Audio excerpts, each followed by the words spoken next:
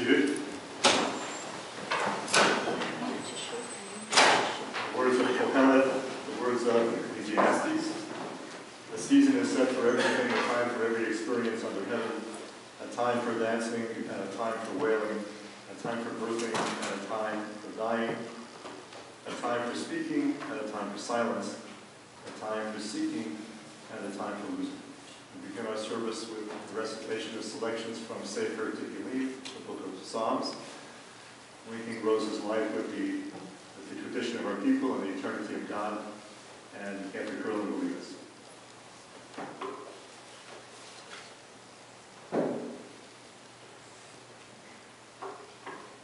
Mizmor leDavid, Adonai mi'agor be'oholecha, mi'yishkon behar kodshecha, holech tamim u'foel tzedek v'dover emet bilvavo. Do we deserve to enter God's sanctuary? Can we merit a place in the presence of God? She who lived with integrity, did what was right, spoke the truth without deceit, had no slander upon her tongue, and did no evil unto others. Lo asa l're'ehu ra'a b'cherpa, lo nasa al krovo. Beinav nimas, v'et yirei Adonai yichabed, nishpa lehara v'lo yamir, kaspo lo natan b'neshech, v'shocher al naki lo lakach, osei lo yimot le'olam. Make these deeds your own, then shall you stand firm forever.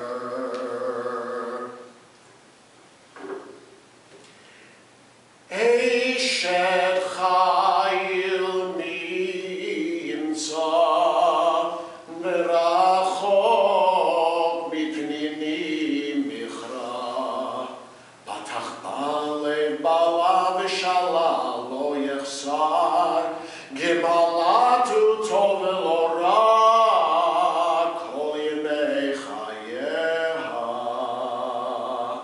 Kapa parsa li'ani v'yadeh shilcha levyon, oz ve'hadar le'musha, v'tischak li'yom acharon.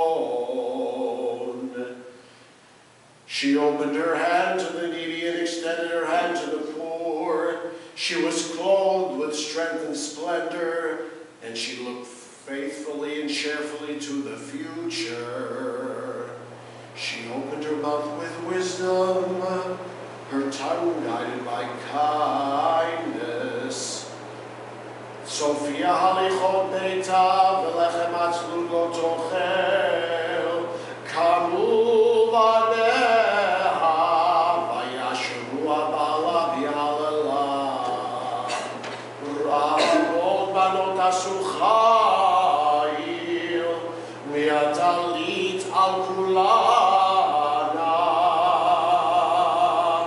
Her son came forward and blessed her. Many women have done superbly, but you surpassed them all. Extol her for the fruit of her hand, wherever people gather. Her deeds speak her praise. Tidula mi priyadeha, mi hallelujah, v'shari maseha.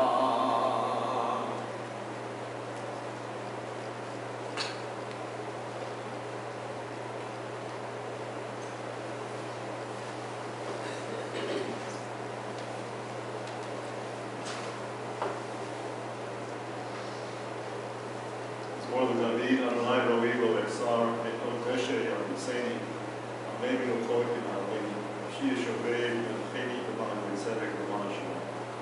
Gam ke'elech v'geit samavet lo yirara yata imadi, B'shamcha B'shamchecha Emayim Lachim.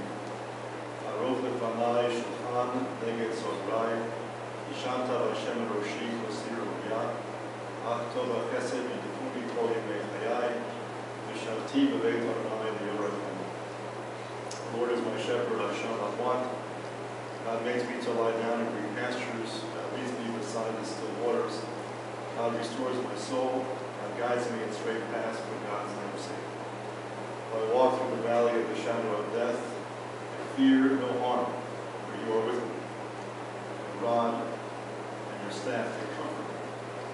Prepare a table before me in the presence of my enemies. You have anointed my head with oil. My cup overflows. Surely goodness and mercy shall follow me all the days of my life.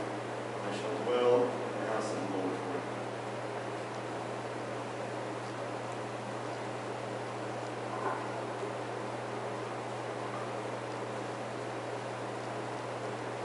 We gather here today to pay a final tribute to the life of Rose Sandler, Rachel Bat Eliezer.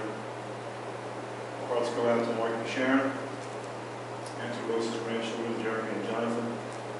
During Rose's lifetime, she was blessed with 3 sons, Ron, Zechariah, Racha, Mark, and David. David is in Israel and is not able to travel because of ill health. 8 grandchildren and 5 great-grandchildren. So we're celebrating Passover in a few weeks, and there's a quality of Moses which is relevant to the person that Rose was and the way she lived her life. In the book of Bamidbar, God was frustrated with the Jewish people for being afraid to enter the Promised Land. So God threatened to destroy our people and to start all over again with Moses. And Moses refused to go along with that plan. Moses argued with God. And he said that God had invested far too much time and energy and effort into the Jewish people over the course of many years to stop now. And if God were to destroy our people at this moment, it will be perceived by the nations of the world as a sign of weakness. In the words of Moses, "Mibilti yecholet arma," a sign that God was not able to finish what God had started. Therefore, Moses argued, "Yidal ha'koach Adonai," may the power of God be great. And how should that power be manifest? By God's forgiveness of the people of Israel.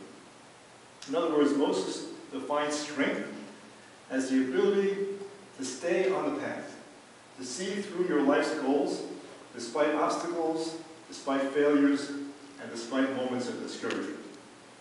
It's not at all coincidental that Moses, of all people, should be the one to understand the strength in staying on course, in committing yourself to a path and not wavering. Because Moses is described in the Torah as a man without a country, as a person who never at any point in his life had a sense of permanence, a place he could call home. Moses was born in Egypt, which was not the home of the Jewish people. He fled Egypt and he settled in Midian.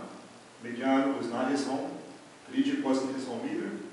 He left Egypt, the place he was born, to bring Israel into the wilderness, where the people moved 40 times in 40 years.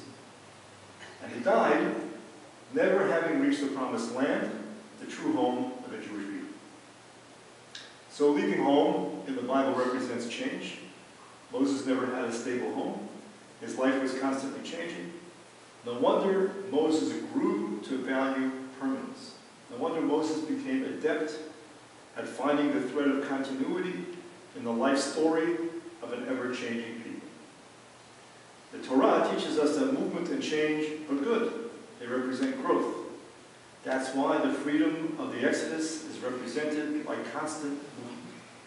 At the same time, every human being has a need for an anchor, for something we can rely on, for something that is consistent and stable and does not change. And that creative tension between leaving home and valuing home was central to Rose's life. Rose was born in 1919 in Fort Wayne, Indiana, one of the quietest places in America. Not much change there. Not much new happens in Fort Wayne, probably even today. No doubt Rose's parents had experienced quite enough of change. They had immigrated to the United States from Russia, at a time of great upheaval in Europe, and even greater upheaval to the Jewish people. And so they were quite happy to find a quiet, peaceful place in Indiana where nobody would bother them and nothing much would change. But every new generation has a hunger for what their parents ran away from. And so it was with Rose. Rose was one of 5 sisters and 1 brother. Her parents owned a grocery and dry goods store. And she was raised in the Depression. And Rose remembers her parents being very, very generous to people in need. They always kept several bushels of apples in the store for people who were hungry. They often invited them down and out to eat with their family. And they extended credit to customers who could not afford to pay for the most basic necessities. Rose's parents were observant Jews, and they kept a kosher home. It was a small shul in this small town. But this was Fort Wayne, Indiana, small town America. And Rose wanted to be an American. So once, under the influence of her non-Jewish high school friends, Rose decided she wanted to try eating bacon. One day while her parents were in the store, Rose cooked up a batch of bacon in her mom's kosher kitchen. When her mother, Celia, returned home, the unmistakable odor of fried bacon wafted through that home. Utensils were quickly disposed of, the doors and windows were thrown wide open to get rid of the odor, and Rose's parents ultimately forgave her. Rose soon found a more constructive outlet to feed her need for adventure and to widen her world. She enrolled in nursing school in 1937. And in 1941, she met Martin Sandler, a dashing, handsome, wavy-haired young Jewish man who was enrolled in Tri-State College in Aeronautical Engineering in Angola, Indiana, which was 40 miles north of Fort Wayne. So Fort Wayne was a metropolis compared to Angola. In fact, Fort Wayne was considered the Jewish hub of northeast Indiana. So naturally, Martin came to Fort Wayne in the hope of meeting a nice Jewish girl. And that's where through good luck and some divine intervention, Martin met Rose. Now, Martin was a test pilot, which must have seemed pretty glamorous to Rose growing up in the small town of Fort Wayne, Jewish hub though it was. And Rose's marriage to Martin dramatically expanded her world. Being in the military, Martin moved constantly to Buffalo, to Ohio, to Merrick, New York, to Bellevue, Washington, 16 times over the course of the 59 years of marriage. 16 times they moved. At one point, Martin's passion for Zionism and his thirst for adventure resulted in the family moving to Israel for 11 years, from 1953 to 1964. Israel in 1953, remember, was only 5 years old. So this is not the Israel of today. Life was hard. Life was basic. But there was not a little glamour wrapped up in this enterprise. There was a sense that the Jewish people were making history. And since Rose and Martin lived in the military town of Sahala, named after Tzahal, the IDF, they got to mix with some of the superstars who built the state. So they became very friendly with Moshe Dayan and with Gugula Ben-Gurion, the daughter of David Ben-Gurion. One of Rose's favorite memories was a trip to Sde Boker in 1956, where they got to actually meet Ben-Gurion. That same year, there was a war in Israel. The United States government ordered American citizens to leave the state of Israel and to relocate temporarily in Rome. And so for 3 or 4 months, the family got to experience Rome and Paris, more adventure. These were exciting times and happy memories. A less favorite memory was when Rose's teenage son Ron ran away to Cyprus with his friend Asi Dayan.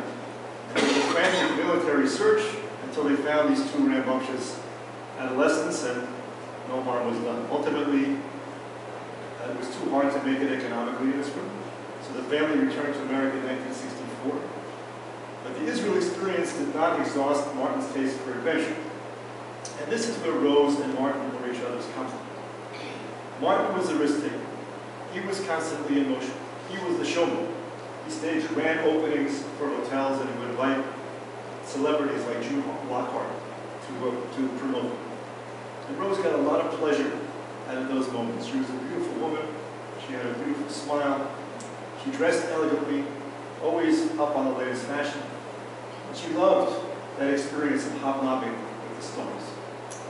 At the same time, Rose was at her core a quiet person, on the shy side.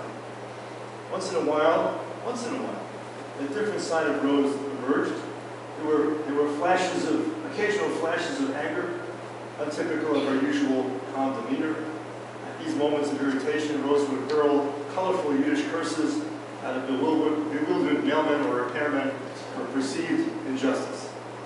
But these were the exceptions that proved the rule. Most of the time, Rose was the stable one. She was the yin to Martin's yang. She was the anchor to his restlessness. She was the steady one, the stable one.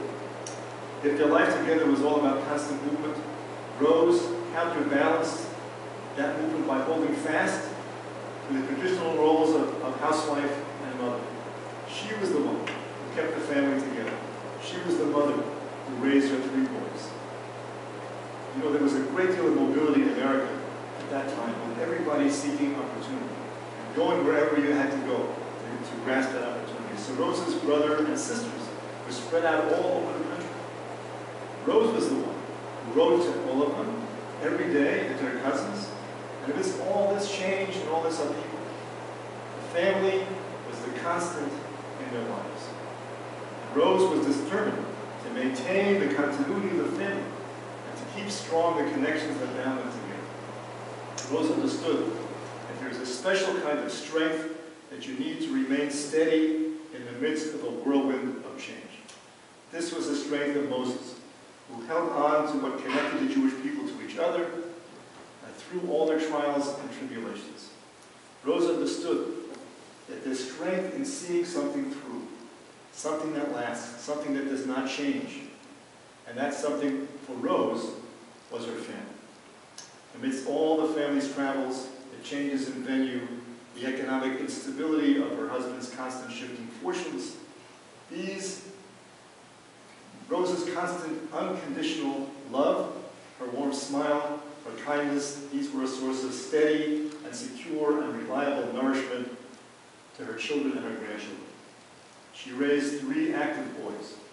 There was a lot of raw energy in her household growing up. But after all the frenzy of activity, when there was a need for a loving touch, a sweet caress, a loving smile, they came to Rose. They came to their mother. She was the loyal caretaker, the healer who could always be relied on to patch you up and return you to the fray. She loved dogs, and Rose was the one who so often inherited the job of taking care of the dogs. When Mark's dog got hit by a car and had to have his leg in a sling, Rose was the one who nursed him back to health. She had a high tolerance for change, for all the movement around her, because she seemed to possess her own inner compass.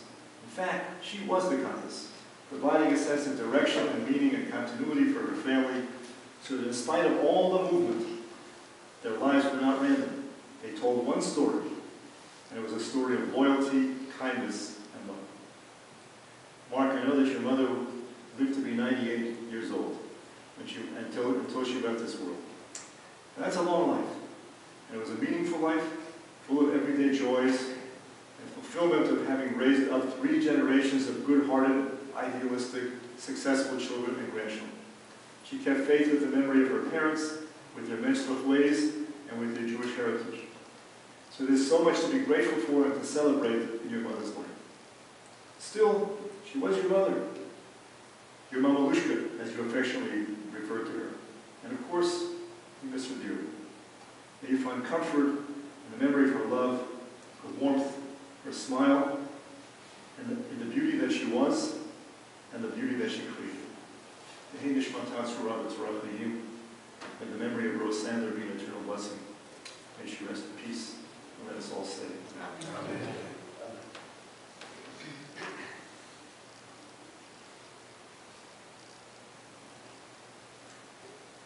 Please rise for a hymn.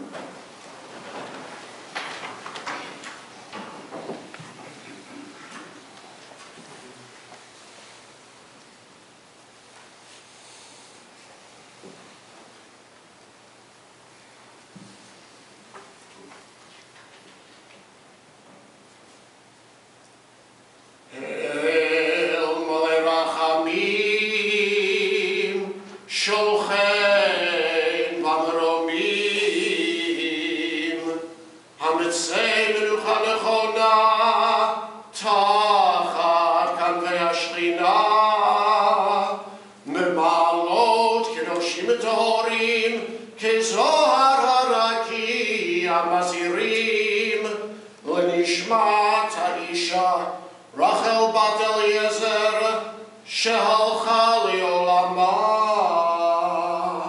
בגן עדן תמנוחתה אנא בעל רחמים הסתיריה בסתר כנפיך לעולמים וצרור ביצרה חיים לנשמתה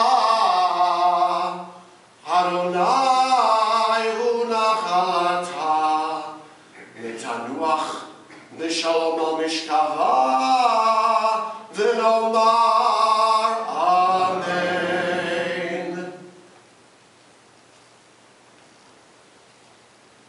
As all the compassionate God, grant infinite rest in your sheltering presence among the holy and pure, to the soul of Rose Sandler who has gone to her eternal home. Merciful one, we ask that our loved one find perfect peace in your eternal embrace. May her soul be bound up in the bond of life. May she rest in peace. And let us say, Amen. This evening and Sunday evening is a Shiva Minyan at the home of Martin and Charity in Bellevue at 7 p.m. I'll ask that the pallbearers please come forward once again.